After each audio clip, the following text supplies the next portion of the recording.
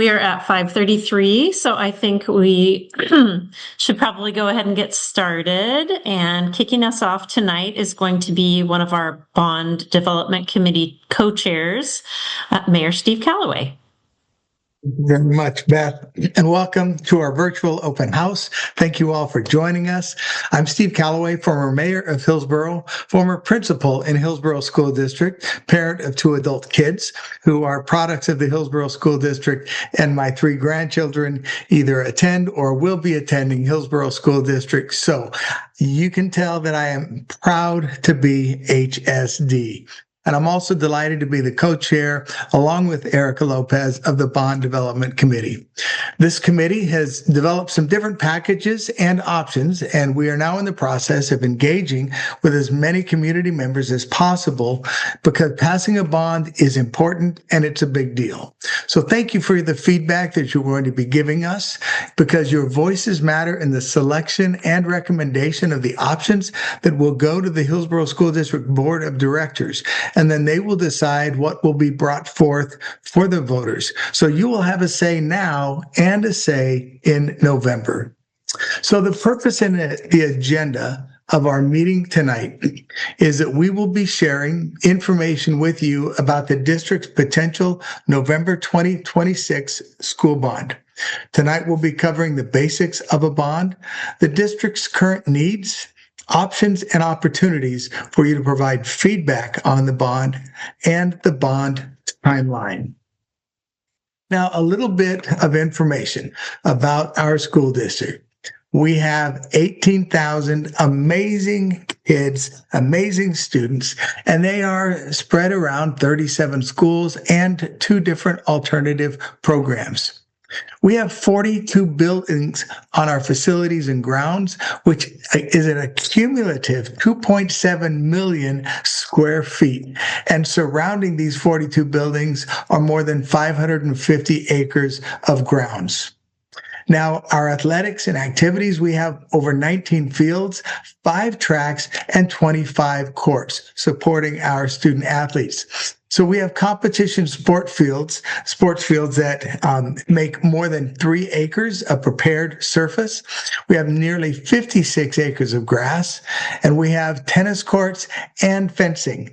In fact, we have 38,920 feet of fencing throughout our school district. Our transportation department gets kids to and from schools and on field trips and activities every single day. And they travel over 11,000 miles per day. And if you were to drive around the circumference of the United States, along the northern border, the eastern border, the southern border, and up the west coast, you would still not drive as many miles as our transportation department drives each day. So kudos to them for a great job. And when the kids come to school, they are fed well. Over 15,800 meals every single day are served to our students throughout our school district. So that gives you a little bit of information just about what happens besides the kids coming in and going out every single day. So what is a school bond? There are no general fund dollars from the state allocated just for building maintenance and construction. So that's why school districts all across the state bring bonds forward to their voters, because it's a way for us to borrow money for capital projects like new buildings and remodeling buildings, updating buildings, renovating buildings, and providing equipment. Now, bond money can only be used for capital projects, not for salaries or staff or supplies. In fact, it has to be used for something that lasts more than a year. So because Oregon doesn't provide any state funding for school constructions, we rely on bonds as the sole source of money for all of these projects. Bonds, much like our home mortgages, are paid back over time, and the voters must approve the bond by a majority of vote. And so that's why we go out, we get information now, and then we will provide a lot of information leading up to the election in November. Now, approximately every 10 years, we bring a bond to the voters, and that helps us stay current with needs and that are present in our district and in our facilities. Most recently, in 2017, we passed our bond with 66%. So it shows a strong belief in the financial stewardship and how well we take care of our facilities and how wisely we use tax dollars.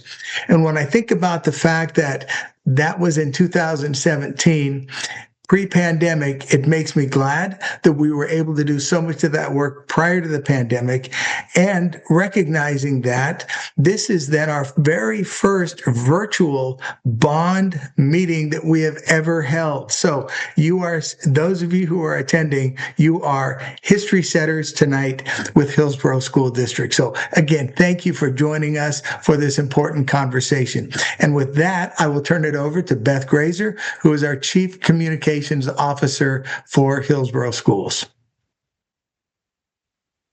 Well, thank you so much, Steve. I really appreciate you getting us kicked off and providing some context for the folks who are joining us here online to learn a little bit more about kind of the scope and scale of the system that we run here in the Hillsborough School District. As Steve just shared, the capital construction bond process is one in which we need to put together a program and then put that forward to the voters to vote on in a general election, which will be coming up in November. And if that were to pass, how could we use those bond funds? So this is a slide that shows the ways that those bond funds can be used. Things like land and assets, the acquisition of said land and assets, construction and improvements, remodeling, furnishing and equipment, maintenance and repair. So it might be interesting to note that things like classroom furniture, which was a big element in our 2017 bond, those are allowable expenses. Things like technology is also allowed. And any kind of changes to our built environment are things that we can use bond funds on.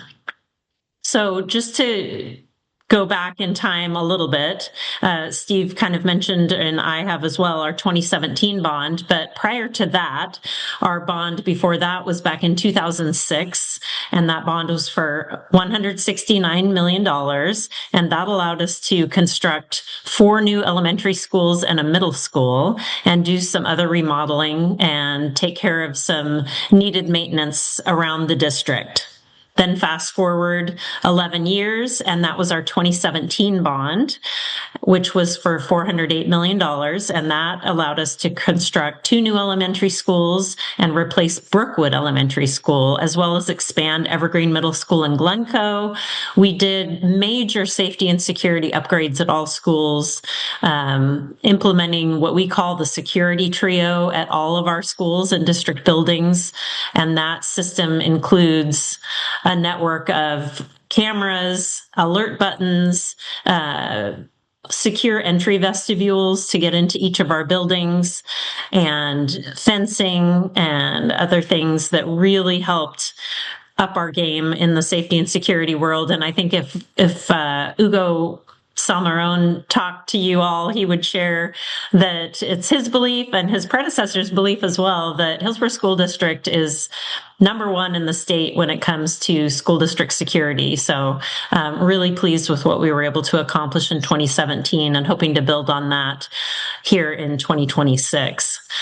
We also, a big thing that we did in 2017 was get rid of all of our elementary cafegimatoriums, which is a pet name for those combined spaces of cafeterias that also served as gymnasiums, that also served as auditoriums when there were performances taking place. So we have a really proud history in the Hillsborough School District of passing bonds, of having really great community support. Our community really does understand that the buildings and systems and structures that we have in the Hillsborough School District are a community resource. They exist because our community has come together multiple times over decades and centuries even to ensure that we have the modern day system that we have today that keeps our kids safe, gives them comfortable and inclusive and welcoming places to learn, and to have all those experiences that really make, that childhood experience worthwhile. So here we are in 2026, 9 years since our last bond, and it is time for us to take care of some of the things that have, become more urgent for our attention. Those projects that are the result of aging facilities, aging structures, things that have become outdated. There may be things that have changed because of regulations that have been updated as it relates to seismic or lighting regulations or other standards that we need to abide by. So we need to take a look at all of those things that are making their way onto a project list. Things like maintaining our schools' HVAC systems, roofing, plumbing and electrical, strengthening safety and security, like I just mentioned, and then supporting a modern learning environment for our students and staff, ensuring that students and staff members and our classrooms are equipped with technology and other things that they need to operate smoothly. So how do we decide what goes into the bond? There are lots of different ways that we gather information about needed projects across the district. I know it's not listed here, but our district does have a long-range facilities plan, and that's actually required of districts wanting to go out for capital construction bonds. You have to have a fully prepared long-range facilities plan.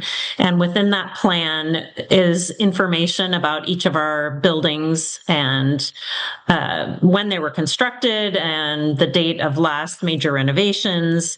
There's also information about their current status, and some of that status, we get assistance from outside agencies that come in and do assessments of our buildings. And that was done for us this past year by Oregon Department of Education. They came in and did an assessment on each one of HSD's buildings. And so we have those reports, and from those reports generated some of the project requests that have made it on our overall project list for this bond. We also have our facilities department deals with hundreds of work order requests from our schools and other buildings throughout the year, and they know the places they have to go often to manage fire panels that might need consistent work, or HVAC systems, or roofs that need repair, or playgrounds that have a slide that's in disrepair, or other items. So they keep a log of all of these things, and over time, as I mentioned, work that wasn't able to get done in previous bonds often rises in urgency as the years go on, and then becomes the most critical work that we want to address with future bonds. As I mentioned, there's regulation changes that we need to keep in mind. Some of those are things that we're kind of obligated to do regardless. And other things are such that if you start doing a project, then you need to make sure that the work you do within that project is up to current code. That's an example of seismic work, for example. Like, just because seismic standards have changed, you don't have to go out and replace all the roofs on our 42 buildings, for example. But if you start working on a roof on a building that might not necessarily be up to the current seismic standard, then you do have to make sure that the work you do is up to current code. So those are things to keep in mind. End of life and or replacement schedules. Good examples there are technology and our bus fleet. Our buses can only go so many miles before they've kind of reached their end of life. And then the things that we need to ensure that our schools and programs have the facilities that they need to ensure that students have a great educational experience. A good example of that is the work that was done out at Liberty High School to build a sustainable agricultural and sustainable design building. That that structure has provided a really amazing space for some career and college-related programming as it relates to agriculture and design and engineering and solar. They've got a solar array out there that they can monitor, and it just provides a lot of great learning opportunities for our students. So knowing that we had a lot of need across our district, we pulled together a group of staff members, community members, parents, students, technical experts that work with us on our long-range planning committee and who have worked with us on previous projects as they relate to our buildings. So we pulled those folks together on a bond development committee, and that committee has been meeting all throughout the fall. We had 6 meetings and got presentations from each of our functional area leaders that kind of gave them additional information about the work that was needed within their area of interest, be that buildings and systems, safety and security, et cetera. And then that team has worked to help us winnow down the list of potential projects and put forth some recommendations for you all to consider tonight. So this is a really important slide here. We'll spend a little bit of time here. So this talks about the actual mechanism of raising the money through the taxation that voters will approve, hopefully this coming November. So what you're seeing here is a graph that shows both our actual levy rates that we've paid, not levy, sorry.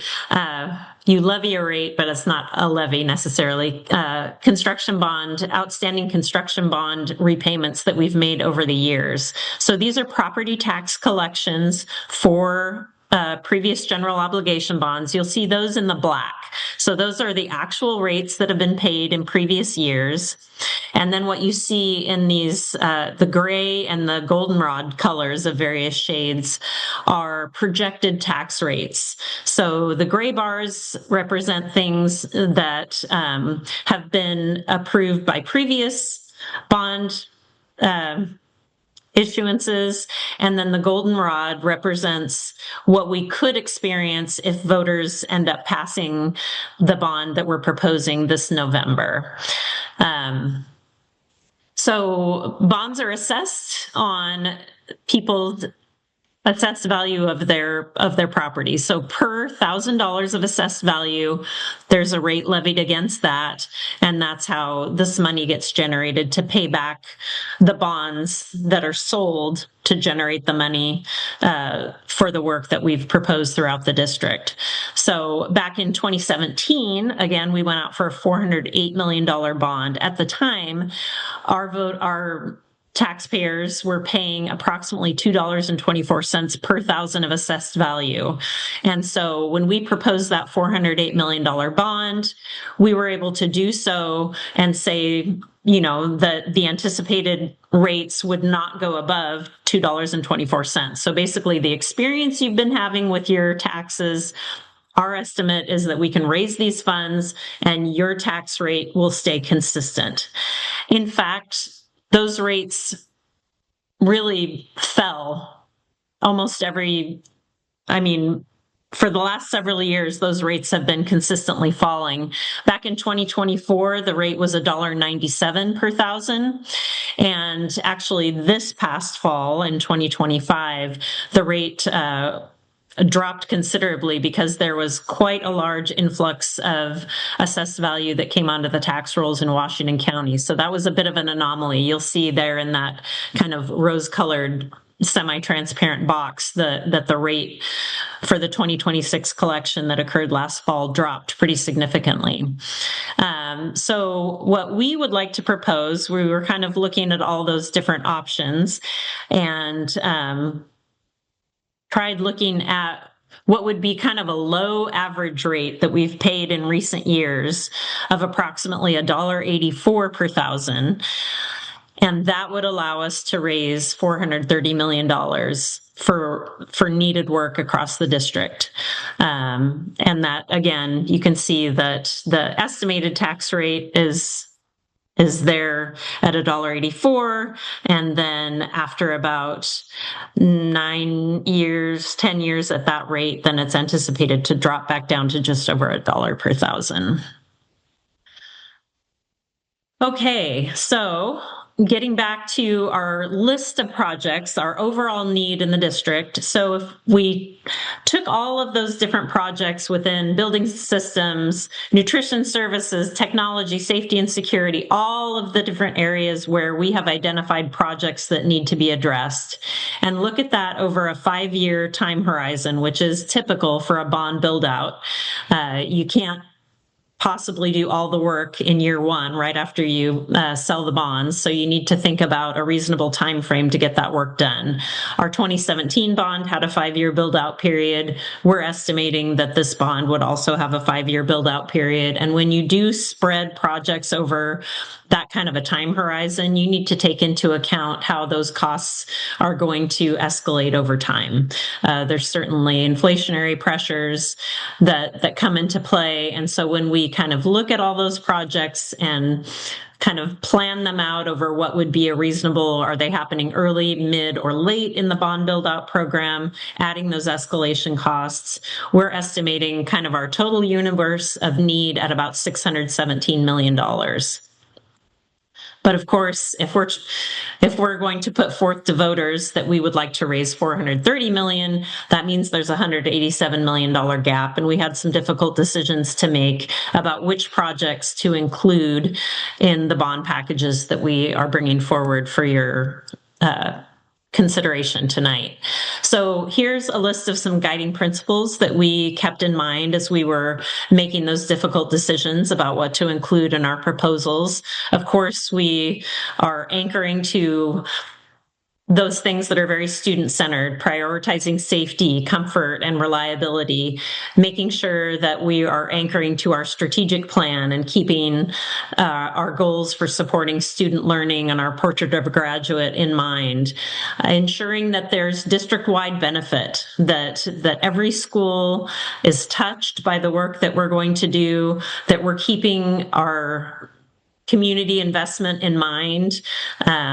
These schools and our district and all of the things that we offer, these are community assets. They represent your commitment to us and to our students and to our future. So we want to aim for fiscal stewardship and that long-term sustainability. So on the next slide, what you're going to see are 2 versions of packages that we are putting forth for your feedback. Both of these packages include all of the projects that were identified by functional area leaders as being the most urgent. So that's great. You can feel confident, I suppose, knowing that whichever one you choose, that core amount of work, those most urgent and most important projects are getting done. There's just a little bit of nuance between how they're implemented. So you'll see here, package A has a little bit more money in the buildings and systems area than package B. And package B, with the exception of technology, which is the same in both packages, has a little bit more money in each of the other functional areas. So it's taking a little bit of that buildings and systems money and spreading it among the other functional areas. So it just kind of accomplishes some different things. And that's one of the things we want to get your feedback on tonight. Is it more motivating to you to get more work done on the buildings and systems side, more HVAC work, more roofing work, things like that? Or is it a little bit more motivating to be able to complete all of the safety and security projects and not leave anything out?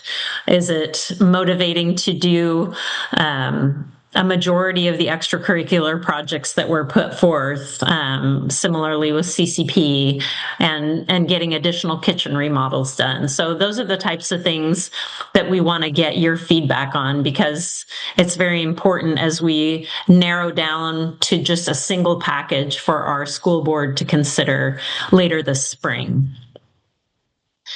Excuse me. And as we kind of decide between package A and package B, there may or may not be certain additional projects of that 187 million that wasn't able to be included that we might be able to do, because there are ways in a bond program that additional money can be raised beyond that amount that you ask voters to support. So, for example, in 2017, we went out for $408 million. And we sold that in 2 different series. And each time we sold a portion of that $408 million worth of bonds, we were able to receive what's known as a bond premium. So it's kind of like your asking price, but the people who bought it went above your asking price. So there was an additional amount of money gleaned through that. Also through bond interest. As I mentioned, your 5-year bond build out period, some of that money is accruing interest before it's being spent. So there's additional money realized that way. And then there's also this thing called the Awesome Grant. It's a state level grant. It's a matching grant for school districts that are able to pass capital construction bonds. And if we were able to pass our bond this time around, I think we would be eligible for an additional $6 million, for example. So there are opportunities to get additional work done in these bond programs, and we would really love your feedback to help us prioritize those ideas.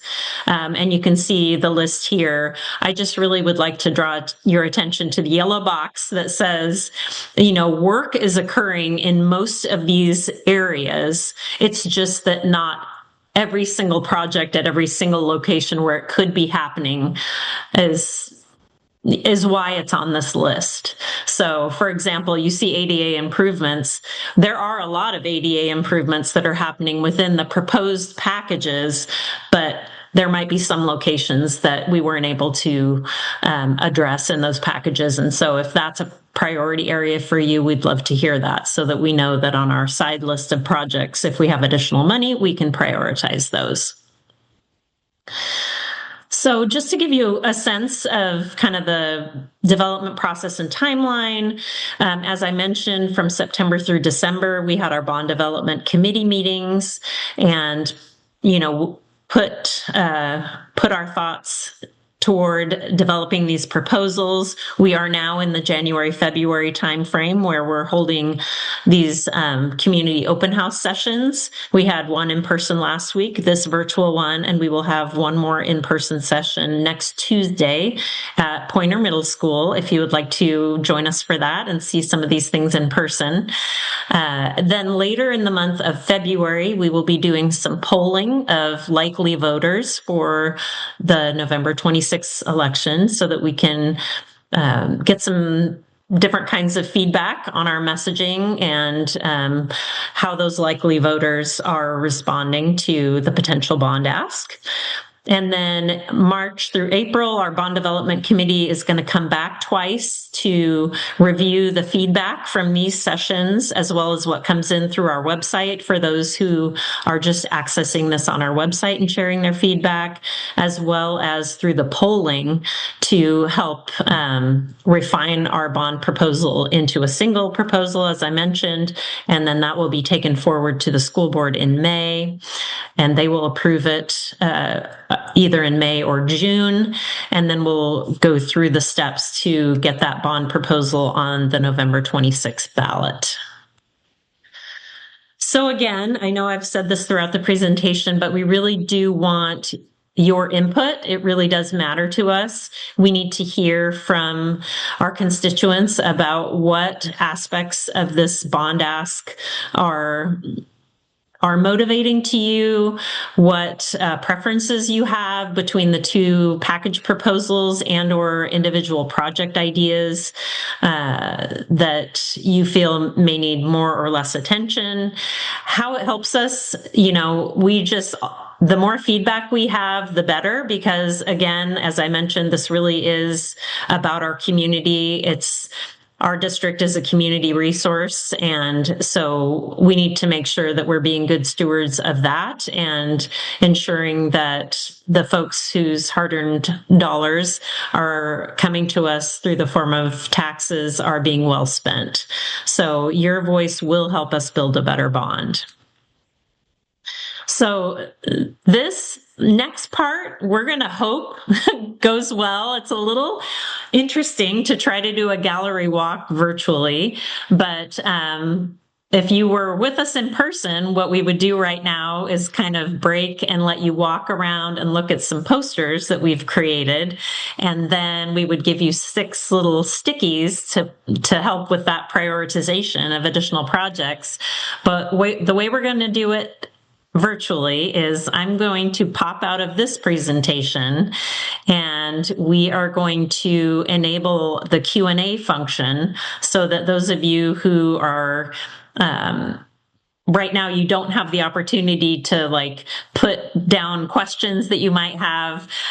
Opening up that Q&A portal is going to allow that.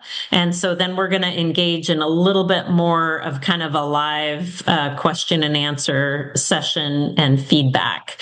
So I'm going to switch into a different slideshow that also is going to have some QR codes embedded in there if you want to take a shot of those, and or go to our bond website at hillsborough-bond.org. You can see here this whole presentation, as well as all the posters, as well as school-specific flyers that allow you to see each individual school and what kind of work would be happening under Proposal A, what kind of work would be happening under Proposal B.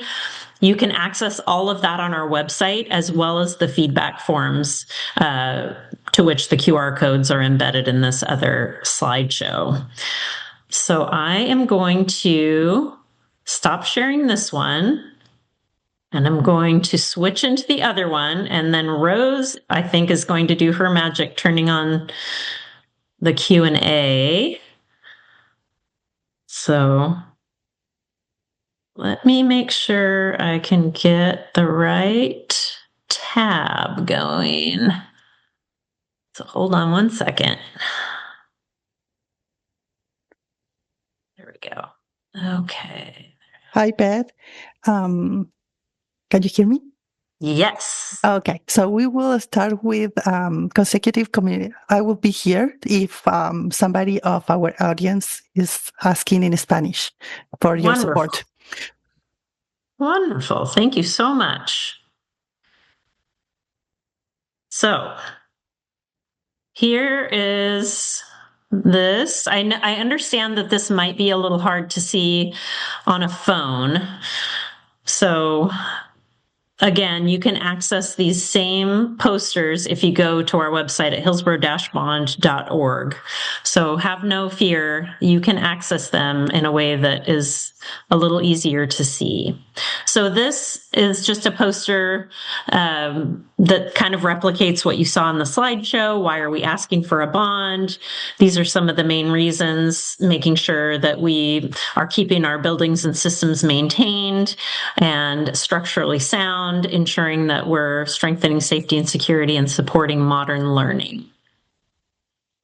So here are kind of our main program areas, and you can kind of see there we've already covered a lot of this: buildings and systems, tech, safety and security, extracurriculars, CCP, that's college and career pathways, and career technical education. Again, just a reminder, when we're talking things like extracurriculars and CCP, CTE, this is not for staffing, because as we mentioned, bond dollars cannot pay for staff, but it's for kind of the structures that support those areas. So for extracurriculars, it's things like tracks and tennis courts and auditoriums, stages within those auditorium settings, lighting. CCP and CTE would be advanced computing labs and kind of a pole building structure for our fire science program, for example, a vet science lab, and then support services, things like our kitchen remodels and our buses that we need for transporting students. So here is just, again, that comparison between package A and package B that shows you the differences in the dollar breakdown. Something that we didn't have in the presentation is a feeder breakdown. I do want to explain this really quickly because, so this shows how the $430 would be spread under package option A between the feeders. So we have an asterisk here under feeder pattern total. And what that asterisk is telling you is that there are certain projects, for example, our safety and security projects and our technology, student devices, staff devices, classroom technology, things like that, that are kind of considered district-wide projects. They have not yet been kind of broken down into exactly what would go to each school, but they are pretty universal and they're going to be spread equitably across the district. And so just to kind of highlight how that would break down amongst the feeders, we just took that district-wide total, which you can see at the bottom of the slide, just over $100 million, and kind of just divided it by 4 and put it up in these feeder pattern total buckets. So if you're wondering why the elementary, middle, and high school total for an individual feeder doesn't seem to add up, it's because that district-wide work is also included up in the feeder pattern total, just as kind of to help you with the visual of kind of how this is going to break down throughout the district. So you'll see, here's the Spanish version of that slide. And then here is the breakdown for package option B. Because these were landscape, it was too hard to put them side by side, so I apologize that they're on different slides. I'm happy to run back through these or go to a specific one if it's helpful to anybody. This one is super hard to read because there's a lot of information, but this one is the prioritization of additional projects. If we were in person, we'd be giving you some little stickers to place on your top 6 favorites, but you also have the opportunity to do that in the feedback form. You have the opportunity to pick your top 6 priority areas if we have additional funding. And then this is just a poster that shows you how we fulfilled our promise for the 2017 bond. We also had a big full page spread in our fall edition of A Look Inside Hillsborough Schools, our district-wide newsletter. You can also find that online. You can find a treasure trove of information about the work that we completed in our 2017 bond on our hillsborough-bond.org website.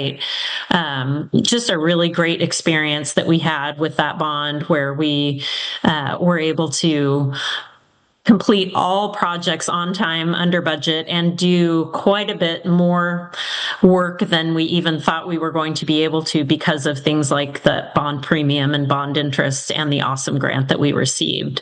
So I'm really proud of the work we were able to do in 2017.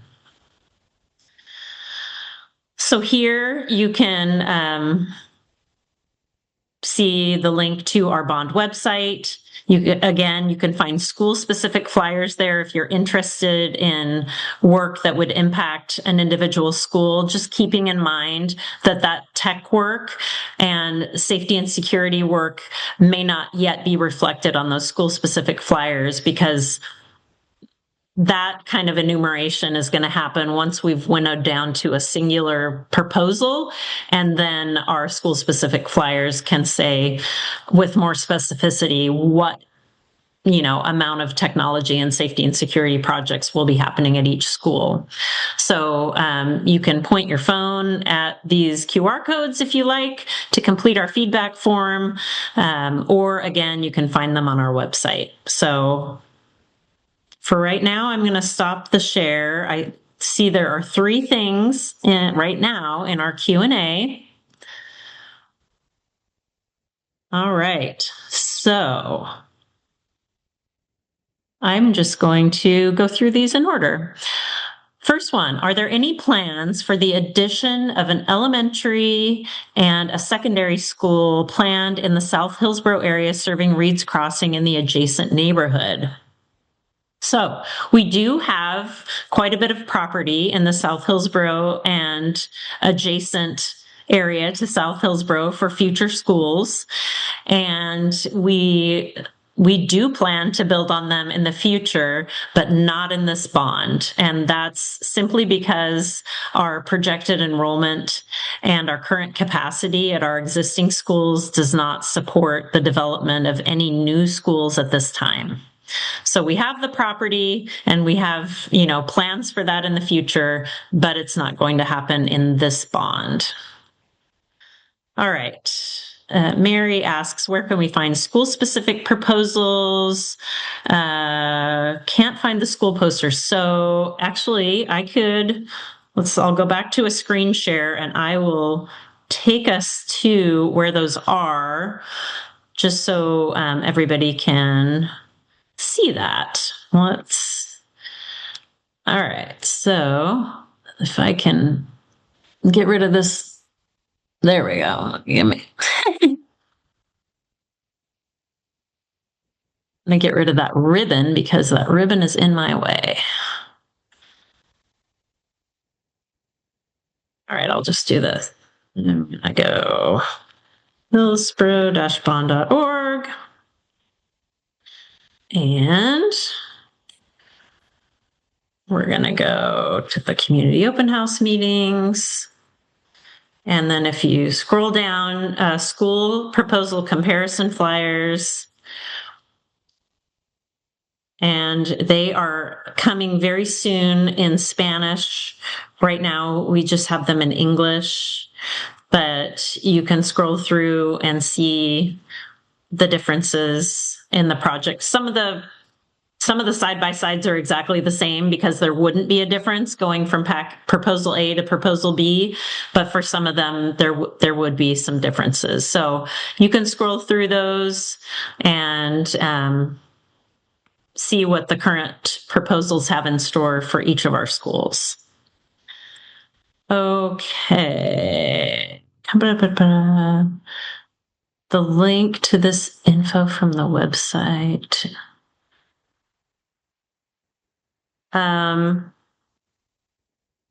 Hopefully this one, okay, I'm not sure, Kirsten, the question here. Link to this info in the chat. I think what she's saying is just to put that link so everyone can access it in the chat. Hillsborough-bond.org? Whatever link she has there with the feedback. .org. Okay. And if you go to the community open house section, then you can find all the presentation, the school specific flyers, the posters, and the feedback forms in English and Spanish. That before you jump to the next question, there was an earlier question that we got moved in the folder in the Q&A, but somebody was asking if the public has access to the facility assessments that were referenced at the beginning of the presentation. Our long-range facility plan is posted on our website, but the ODE assessments I don't think are posted. Saida? No, they're not currently. Go ahead, Dave. No, that's fine. Yeah, they're not posted currently, but we sure can make that happen. Yeah, that's about all for that. Yeah, we can put it under the facilities department page where everything else is posted regarding like testing, all our requirements. We can do that.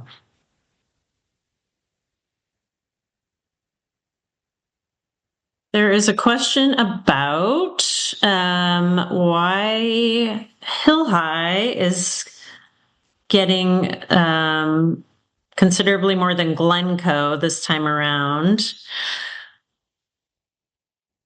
I would have to look exactly at the numbers, but I know that Glencoe got a lot of work done back in 2017 with its expansion. And, Hill High is our oldest high school, and the layout of it, with it being a California campus, it does have a lot of needs that come up. I don't know if Dave wants to speak about any of the structural items that are happening over at Hill High. Hill High, we have, there's a lot of roofing that needs to be done. And there's a lot of mechanical needs, old, outdated HVAC systems. And we're hoping to upgrade the controls and get a better control over that building. Electrical systems also, they're all original to the building. And as we all know, over time, things like, electrical panels, fire panels, a lot of the infrastructure of the electrical is old and outdated, and we're getting a lot of maintenance calls over to that building on a weekly basis. Thank you, Dave. I'm just, somebody asked to add the feedback forms in the chat, so I just did that. Okay, there is a question about projects for school libraries, asking if there are any included in this bond. And I would again have to defer to Dave. I don't know if projects are scoped such that it would be for specific areas within buildings, unless there was something specifically failing within an area. Well, basically, how facilities has come up with our project list for this bond is we took the ODE assessments that we received from ODE from them, walking through mechanical areas. They looked at tile, flooring, ceiling tiles, and everything has a life expectancy. So we took that along with our work orders that come in on a daily basis and took feedback from the technicians, systems that we're having to, I guess, nurse along the way to keep them, going for the comfort of the students.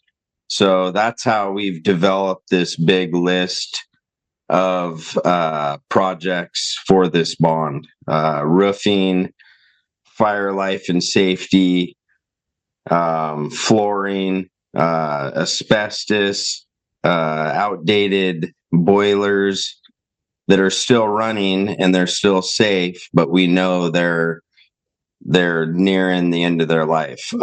We have boilers from 1920s to Pointer is firing on the boilers from 1956, I believe. So we're wanting to improve those systems for the staff and students and community of Hillsboro. So we're they're running as they should each and every day, and we don't have a bunch of hiccups and work orders come in. Thank you, Dave. There's a question, are there any new construction projects planned for this bond? And that answer is, I believe, no. There's no complete construction project that would be happening outside of renovation of existing structures. Is that accurate right now, Dave and Saida? Yeah, that's accurate. Yeah, that's accurate. The only construction that we may come in is when we replace HVAC units or boilers. There might be some construction, not like new construction, but some construction and alteration to make new systems work in the buildings. Okay. I see that some schools are slated to receive money for playground improvements, but Orenco isn't on there, despite being the school that's home to our medically fragile life skills students and not having an accessible playground. Anyway, this will be reconsidered. So, Orenco's playground, we went through and did a study on the playgrounds. Orenco's playground is currently under the roof. It's covered, and it's in way better shape than the other playgrounds. We have worked with Orenco and have a medically fragile swing set and a safe pathway to get to that swing. But we've studied all our playgrounds, and there's a lot of other playgrounds in worse shape than Orenco. But we will consider, this in our thoughts. Thank you, Dave. Let's see.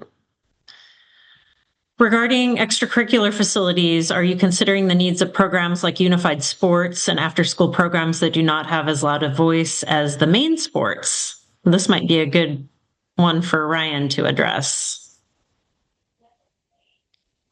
Yeah, sure. I'm Ryan Petrick, Director of Extracurricular Services, and Barbara. We basically took a lot of feedback from our high schools, our high school athletic directors, about what they felt that they needed when it came down to the programs and the improvements in the areas. So in this bond package, most of the extracurricular items are going to be found at the high school level. When you mention about unified sports, there isn't anything in the bond that specifically speaks to just like one sport, but there are things that will benefit many sports. So one of the things that the high schools really felt like they needed the most was to have more turf area at the school. So that is something that is in all the packages for each of the high schools, is to have more turf space. There's also a lot of ADA improvements in areas where we need ADA, whether that's bleachers that are out of compliance with ADA or outside facilities with ADA.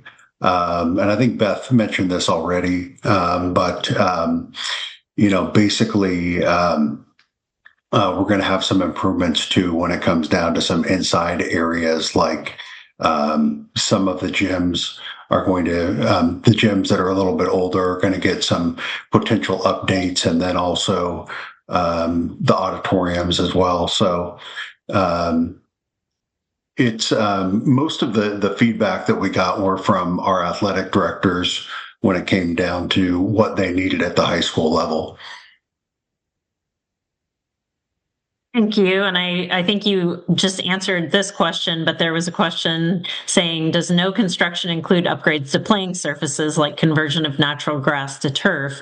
And there will be turf work happening in this bond under the current proposals. The turf was loud and clear as like the number one thing that we need. We work with the city of Hillsborough, and we have a shared IGA with them. And we are not able to place all of the different organizations that we help serve, whether there's youth, feeder groups, or different club sports, or our own teams and sports. And so that's one of the biggest complaints that we get is a lack of turf space. And at our high schools, each of our high schools got one turf field in the last bond, but most high schools now around our area are going to have multiple turf fields. So that's really a need. So that's something that's going to be in at all the high schools, is to expand their turfs. And the value of turf is that, one, we don't have to, try to maintain the grass when it comes down to, our personnel. It doesn't take as much upkeep. We can use them year round. So we get a lot more use out of it on places where there's turf. And all the turf would have lights. So we can go into the Oregon darkness and be able to maximize, our time in those areas as well. So, yeah, was there a second part to that question, or was that was pretty much it? Nope. Yep, you did. You answered it. Thank you. Somebody says there are some items in proposal A that are important to me and some in B. How do I differentiate my feedback on the input form? If you could just talk about that in the open field response at the end, anything else you want to share with us, that would be great. And you're also more than welcome, if for some reason that cuts you off or doesn't work for you, you can I'm certainly open to people emailing me with feedback directly, and I will put my email address in the chat.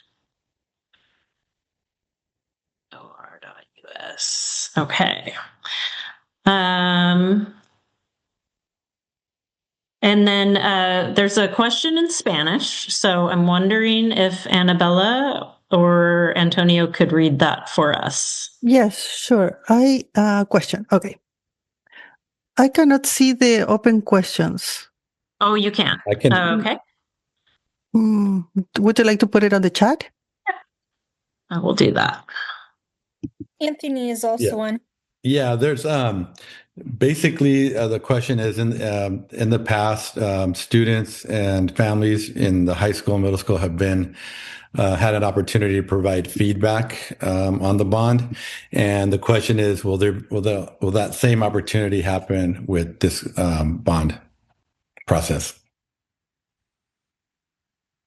Well, definitely. It's that's kind of what we're engaging in now, and we've been communicating about these open houses and the feedback in our various communication channels. But if you have recommendations or suggestions for how we can better communicate with our constituent groups, we're definitely happy to take those suggestions. And there certainly is more communication planned for the coming weeks and months. But again, if you have suggestions or recommendations, we're open to those for sure. There is another question from Elizabeth Garcia. She's mentioned that it is very needed a lot of spaces for soccer, please. Spaces for soccer. I think those turf fields are going to serve that ask well. Let's see. Regarding playgrounds, the few schools that have them in their proposals, what will that entail, or is it project-based? So the playgrounds that are on the list entail, a new play structure, along with the rubber year-round play surface. So a lot of our playgrounds that we've chosen on this bond, or that didn't get touched in the last bond, still have play chips. And in Oregon, it rains and the play chips get wet and mucky, and the rubber tiles that we did in the schools, new schools or any playgrounds that were altered, got the rubber tile, and it drains, it's year-round play, and doesn't prevent a big mess in the school after recess or outdoor play. Also, it seems like question? slides. Weren't slides pretty prevalent among the replacement items? Yeah, slides. Slides are a big issue. They, over time, UV rays break the plastic down and they crack. We, as a facilities team, we have a great facilities team that can patch them up. We've, plastic welded slides back together, but they're nearing the end of their life. And just for example, like a slide that's not a normal straight slide, but like a curly Q slide runs about $12,000 to replace just that slide if they make it. We're running into a lot of playgrounds now that are, past their life expectancy, still safe, still, safe play for students. However, we can't get the exact parts to marry up to the original structure. They're like discontinued. So those are the typical playgrounds that we've put on this bond. Thank you, Dave.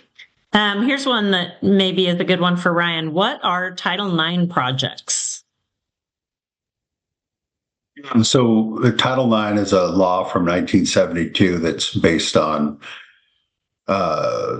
gender, equality when it comes to participating in like extracurriculars and sports, and it comes up with us based on facilities and the inequality of facilities. So we've had some findings from like OCR issued complaints about not having some equality in some of our facilities. A lot of these would come down to the difference between like what a baseball field or program might have access to compared to like a softball program. So it's basically, trying to fix and make sure that, that our programs have equal access when it comes down to facilities. It doesn't mean that they have to be exactly the same, but they need to be very similar. You can't provide, one type of amenity for one program and then not have it for the other. So there's a few things in there that we need to rectify. Thank you. Okay. One difference between Proposal A and Proposal B has to do with some kitchen remodels and nutrition services equipment. Curious if someone could briefly describe the implications of funding versus not funding the kitchen and nutrition needs. What would potential kitchen remodel funding mean in terms of the benefit provided to the schools versus what they have now? And Saida might want to venture that guess, but we can also get information from Whitney and post that answer as well. Sure. I mean, I can just give a brief overview. So I think the goal is for schools to handle foods versus storing or freezing off-site. And having additional warehouse capacity is part of the expansion. Upgrading equipment to school site kitchens. We have kitchens that only have reach-in refrigerators, and having walk-in units allows the school to have the food on site, which means preparing fresh food on a daily basis. Also, service line configuration is a part of it. So we have schools there's one school in particular where students have to walk through the kitchen to get to the cafeteria to get served. So reconfiguring some of those service lines is also part of it. And then fire code safety is a big part of it.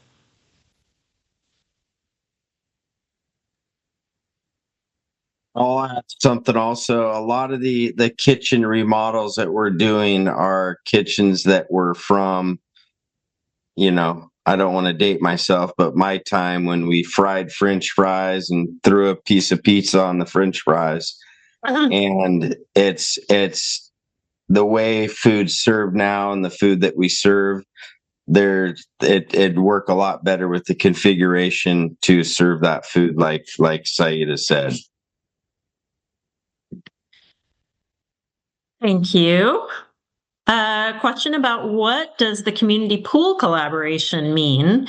So this was an idea brought forth by our city partners, and there are a couple of different ways that they're considering expanding access to pool space in the greater Hillsborough area. One would be to make some enhancements and expansions at the Shark, the Shoot Park Aquatic Center.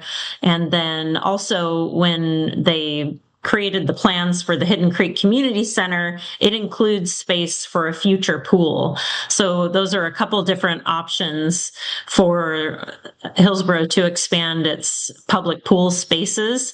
And so because we have swim teams that utilize the Shark quite extensively, there is kind of a natural partnership opportunity for us to contribute to one of those options for expanding pool space in the community. So it's not something that's currently reflected on one of our proposals, but it is something we're interested in knowing if that is a broader community priority for us to potentially consider utilizing some of our bond proceeds for such a collaboration. And a follow-up on playgrounds. Any plan for adding covered areas over playgrounds?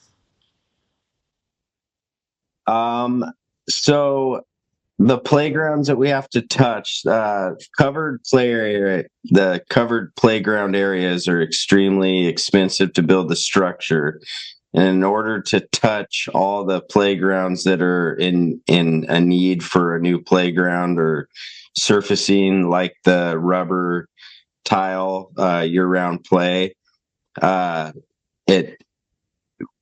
touch every school, we just have to upgrade the playground with rubber tile as of now, but we'll take that consideration in our thoughts going forward.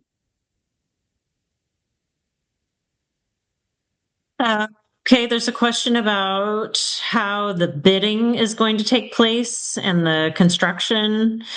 Will one design build firm be hired to cover a bulk of the upgrades and improvement work, or will multiple contracts be awarded for different needs? I'm thinking this is a good one for Brooke to answer. Yeah, I'd love to. We are still working with the district to decide what the procurement methods, which ones would be the most advantageous. So I don't believe that one design build contract would make sense for the amount of work that we need to complete. I would guess that we would have multiple RFPs go out. But we will definitely be talking more about that in the upcoming months. And I'm sure that if you grab my email, you can stay in touch with me. And as we make those decisions, I can let you know if you stay in touch with me. Hold on, I need to add Annabella as an interpreter so that we can make sure that our now. There we go. Annabella. Okay. I think that worked. And oh yeah, Brooke, you added your info in the chat. That's great. Any plans for property acquisition with these bond funds? This time around, we do not have any property purchases reflected in the proposals because our land bank is currently sufficient for our needs. So that is not one of the expenditures. There was also a follow-up question about the libraries, requesting that we connect with Vanessa Ceccarelli, which we can certainly do, to see if there are any unmet structural needs in our libraries that we need to be addressing. So we can certainly do that.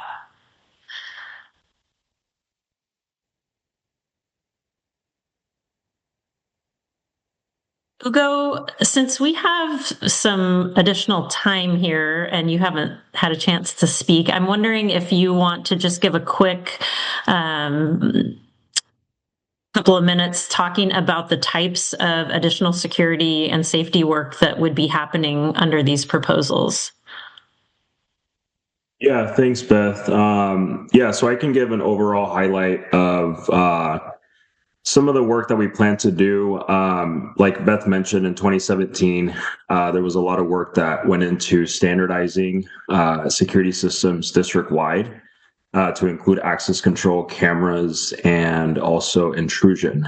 And part of the work that we're doing in this bond is actually, primarily with the cameras, is replacing those physical devices.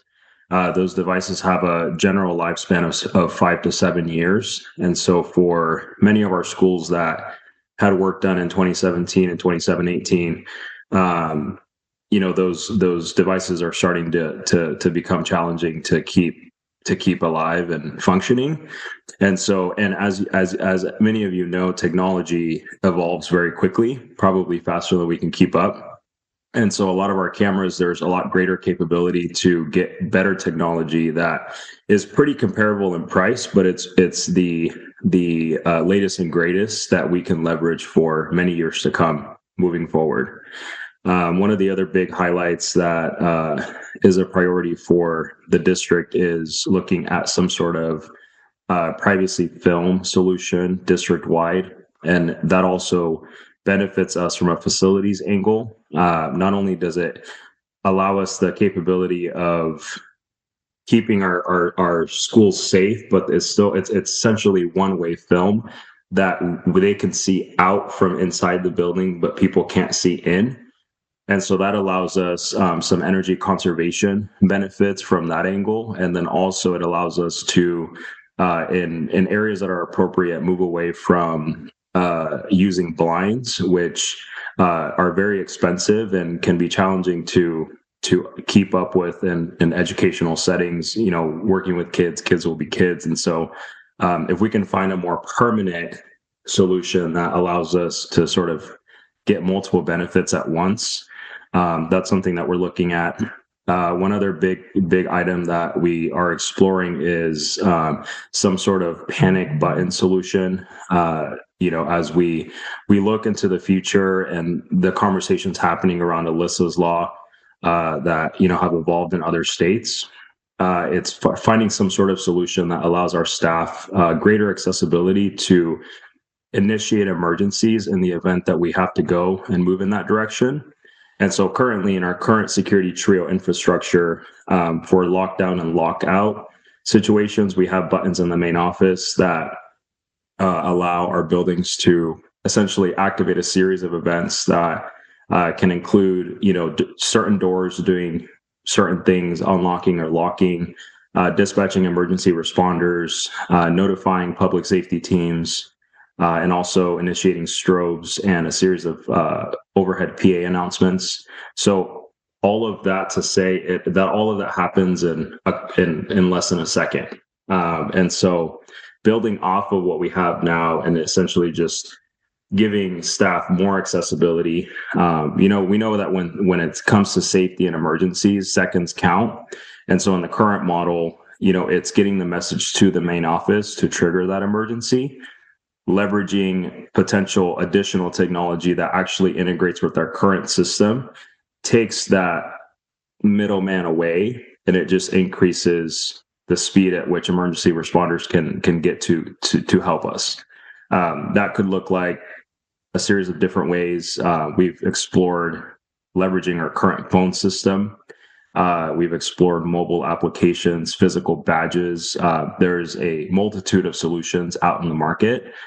And they all do similar things, but it's also, when we look at implementing safety initiatives, not only are we looking at what can we leverage today, what can support our staff and essentially make our students feel safer, but also what's the long range strategy for these implementations.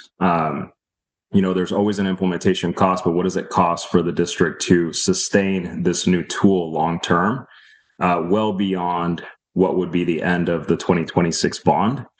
And so we're continuously having those conversations, looking at ways where we can leverage more modern technology so that we aren't having to replace a lot of these physical pieces of hardware in future bonds, and really just trying to be strategic and getting the most for our money.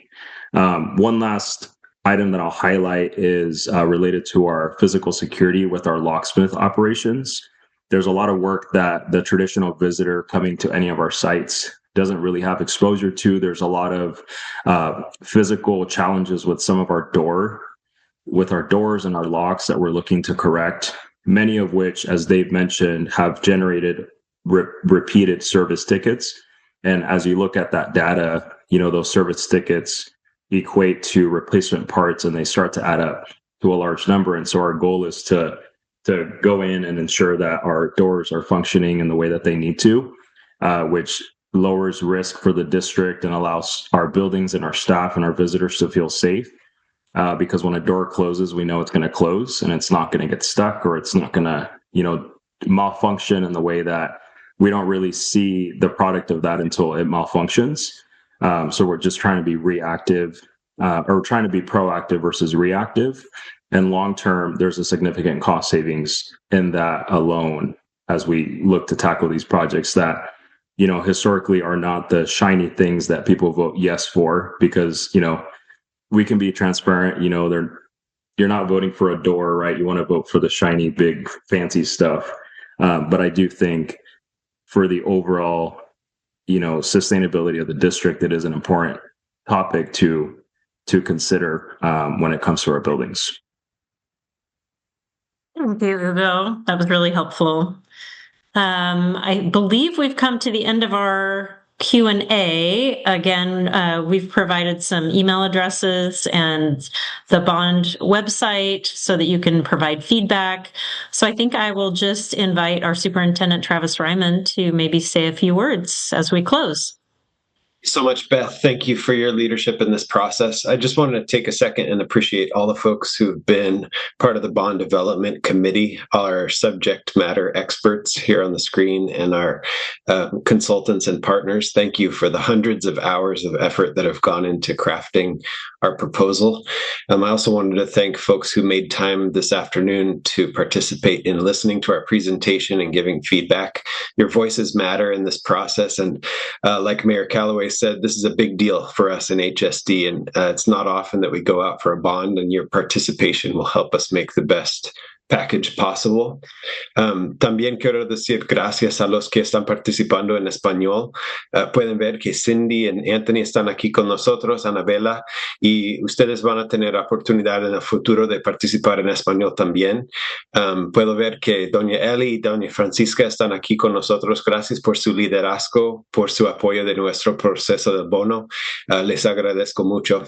Thank you, everybody who cares so much about our students and our schools, to be here participating, and I appreciate you, and I hope you have a wonderful rest of the evening. Thank you, Beth. Thanks, everyone.